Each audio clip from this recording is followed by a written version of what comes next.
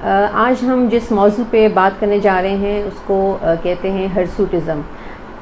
हिर्सुटिज़म का मतलब है कि ख़वातीन के चेहरे और जिस्म पे गैर ज़रूरी बालों का उगना।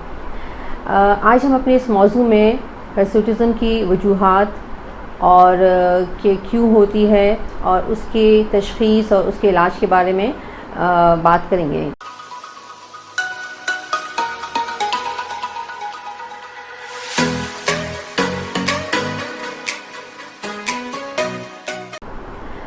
अस्सलाम वालेकुम, मेरा नाम डॉक्टर सुमलीन माजिद है और मैं एक board certified dermatologist and cosmetologist हूँ।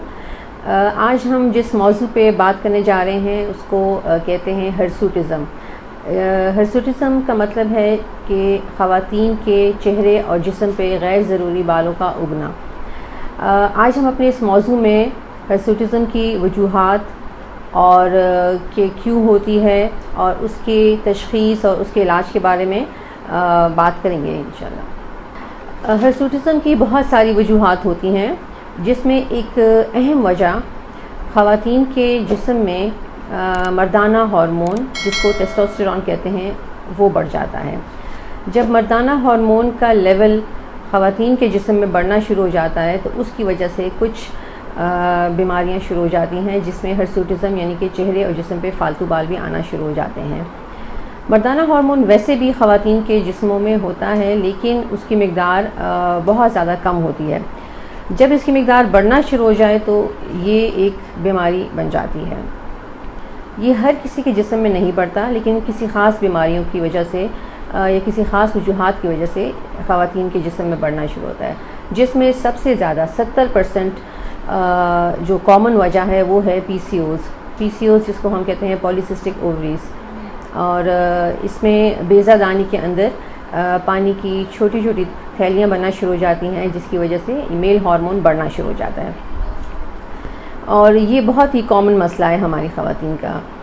इसके अलावा बहुत सारे वजूहात हैं, जिनमें गिलर की बीमारियाँ, हाइपोथायराइडिज्म जिसको कहते हैं, और कुछ रसोलियाँ हैं, यही बेज़ादानी की रसोलियाँ या एड्रीनल ग्लैंड्स की कुछ रसोलियाँ हैं, जिसकी वजह से भी मेल हार्मोन बढ़ना शुरू हो जाता है। कुछ दवाइयाँ ऐसी हैं जैसे आजकल हमारे लोग बहुत ज़्यादा कॉमनली इस्तेमाल करते हैं, हकीमी दवाइयाँ, जिसमें स्टीरॉइड्स ऐड होते हैं। यही स्टीरॉइड्स जब हद से ज़्यादा लिए जाएं या डॉक्टर की प्रिस्क्रिप्शन से ज़्यादा इस्तेमाल किए जाएं तो ये भी मेल हार्मोन को बढ़ाने का बाइस बनते हैं। अब हम इस बात करते हैं कि हम इस बीमारी की तशख़ीस कैसे करें। तो जैसे मैंने आपको बताया कि इसकी जो वजूहात हैं, हर वजह को हमने अलग अलग उसके लिए कुछ टेस्ट करवाने होते हैं, जिसमें मोस्ट कॉमन टेस्ट हम फ़ीमेल पेशेंट के हार्मोनल टेस्ट कराते हैं। उनके साइकिल्स के पहले 1 से तीसरे दिन के दौरान कुछ हार्मोनल टेस्ट होते हैं। हार्मोनल टेस्ट हम कराते हैं, जिसको LH, FSH, प्रोलैक्टिन कहते हैं, और सीरम टेस्टोस्टेरोन लेवल्स होते हैं, ये टेस्ट कराते हैं। फिर हम कुछ थायराइड के हार्मोन्स हैं, उनका टेस्ट भी कराते हैं कि कहीं गिलर की बीमारी की वजह से तो नहीं हो रहा है।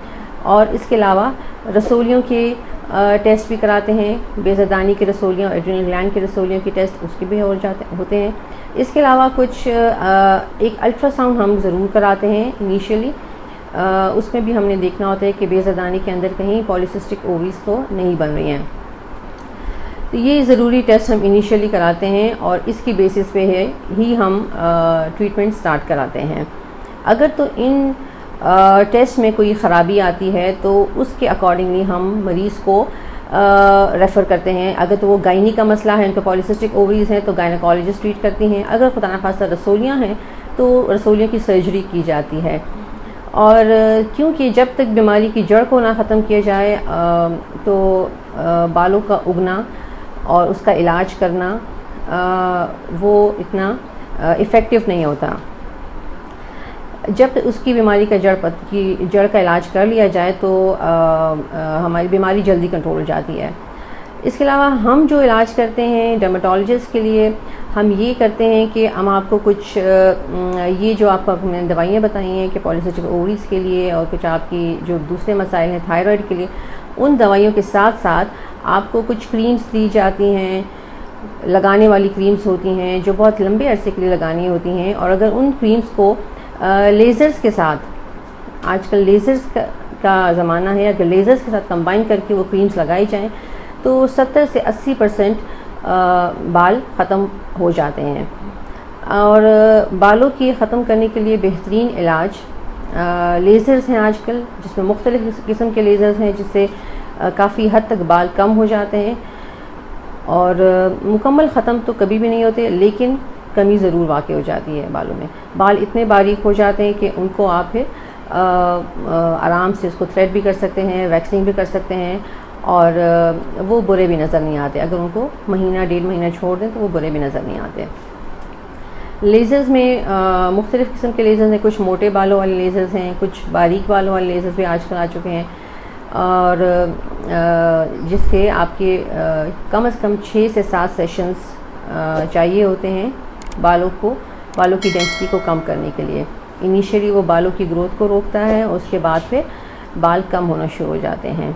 और इससे कोई ऐसे साइड इफ़ेक्ट्स भी नहीं हैं जैसे कि लोगों को होता है कि हमें कोई कैंसर ना हो जाए, नहीं, क्योंकि ये स्किन से डीप जाता ही नहीं है। ये सिर्फ आपकी स्किन और आपके बालों की जो तह है सिर्फ उसको ही टारगेट करता है और उसी को ही कम करने का बायस बनता है। तो इसलिए ऐसी बात कोई भी नहीं है कि इसमें कोई कैंसर्स वगैरह बन सकते हैं। उम्मीद है कि आपको आगाही हो गई होगी कि बालों का इलाज पहले तशख़ीस और फिर इलाज ये ज़रूरी है, क्योंकि तशख़ीस के बाद ही इसका इफ़ेक्टिव इलाज मुमकिन है। बहुत शुक्रिया।